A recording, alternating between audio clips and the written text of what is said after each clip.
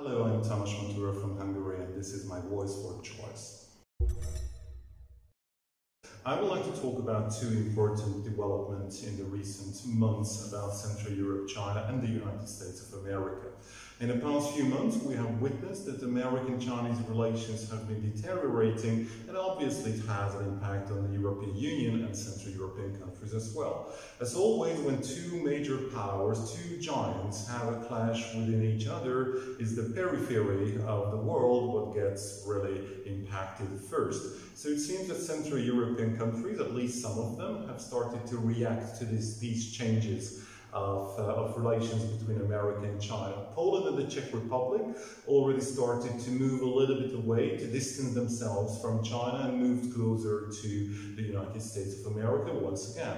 Meanwhile, Hungary is still playing its cards very well, and it seems to try to find a balance between Beijing and Washington, but the Hungarian foreign policy is still a bit more pro-Chinese today than pro-American.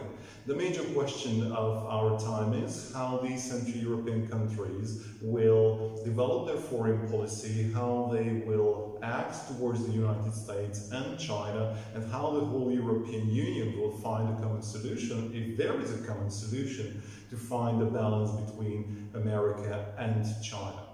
The second thing is, what I would like to draw attention to, is the rise of neo-McCarthyism all around the world. As some of you may have already heard about it, back in the 1950s, at the beginning of the Cold War in the United States of America, everyone who spoke Russian, everyone who was an expert on the Soviet Union was kind of considered as a spy or an agent of the Soviet Union.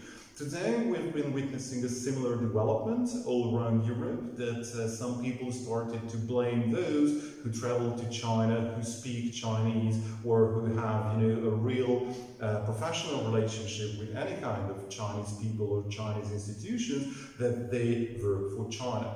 This is very, very dangerous to our community, and it endangers European values and it endangers European foreign policy interests. If we stop talking to China, if we stop talking to each other, if we start to blame each other, it leads to nowhere. It leads to a situation where we will have a huge gap of knowledge about China, where the communication and the exchanges and the dialogue with China will come to a full stop, and the dialogue between European experts in China will also come to a full stop. We should not let this to happen.